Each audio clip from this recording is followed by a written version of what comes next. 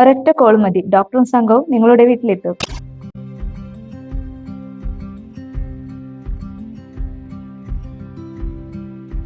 വരും, ഇരിക്കും.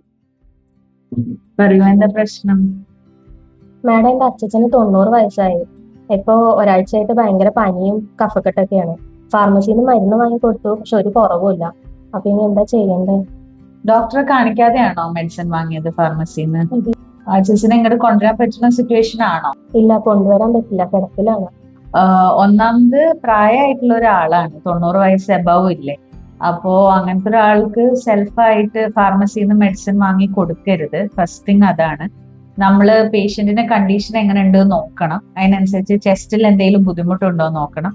ഇനി ബ്ലഡ് എന്തെങ്കിലും ചെയ്യണമെങ്കിൽ അത് ചെയ്യണം. അപ്പോൾ അച്ഛനെ ഇങ്ങോട്ട് കൊണ്ടുവരാൻ പറ്റാത്ത സിറ്റുവേഷൻ ആണെങ്കിൽ നമ്മുടെ റിസപ്ഷനിൽ ചോദിച്ചാൽ മതി. നമ്മളിവിടെ ഹോം കെയർ സ്റ്റാർട്ട് ചെയ്തിട്ടുണ്ട്. 90 വയസ്സ് മുകളിൽ എന്നൊക്കെ പറയുമ്പോൾ നമ്മൾ ഇവിടുന്ന് പേഷ്യന്റിനെ കണ്ടിട്ട് പോലും ആന്റിബയോട്ടിക് എഴുതി കൊടുക്കുമ്പോൾ ചിലവർ പറയും ഡോസ് കൂടുതലാണ്. അപ്പോൾ റിസപ്ഷനിൽ ചോദിക്കുക. റിസപ്ഷനിൽ ചോദിച്ചിട്ട് ഇവിടുന്ന് പേഴ്സണലി ഡോക്ടറും സ്റ്റാഫും ഒക്കെ വന്ന് പേഷ്യന്റിനെ നോക്കും. ആവശ്യമുണ്ടെങ്കിൽ അവിടുന്ന് ഇഞ്ചക്ഷൻ കൊടുക്കും. ഇനി ബ്ലഡ് എന്തെങ്കിലും നോക്കണമെങ്കിൽ സ്റ്റാഫ് ബ്ലഡ് എടുക്കും. പിന്നീട് ഒരാൾ വന്നിട്ട് ബ്ലഡ് റിസൾട്ട് കളക്ട് ചെയ്താൽ മതി. ഓക്കെ? ഓക്കെ മാഡം, ഞാൻ റിസപ്ഷനിൽ കോൺടാക്ട് ചെയ്തോളാം.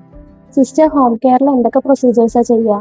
ഞങ്ങൾ വന്നിട്ട് ചെയ്യുന്നതെന്ന് പറഞ്ഞിട്ടുണ്ടെങ്കിൽ ഇഞ്ചക്ഷൻ വെക്കും, ട്രിപ്പ് ഇടും, പിന്നെ ഭക്ഷണം കഴിക്കാൻ ബുദ്ധിമുട്ടുള്ള പേഷ്യന്റ് റൈസ് ട്യൂബ് ഇടും, മൂത്രത്തിന് ബുദ്ധിമുട്ടുള്ള പേഷ്യന്റ് കാത്തീറ്റർ ഇടും, ഡ്രസ്സിങ്, പിന്നെ ലാബ് സാമ്പിൾ എടുക്കണമെങ്കിൽ ലാബ് സാമ്പിൾ എടുക്കും. ഇനി മരുന്ന് വാങ്ങാൻ ബുദ്ധിമുട്ടുണ്ടെങ്കിൽ നമ്മൾ അവിടെ എത്തിച്ചു തരും. ഇനി എന്തിനും ഏതിനും ഓറാ പ്ലസും ഞങ്ങളും നിങ്ങളുടെ കൂടെയുണ്ട്. ആവശ്യമുള്ളവർ താഴെ കാണുന്ന നമ്പറിൽ കോൺടാക്ട് ചെയ്യുക.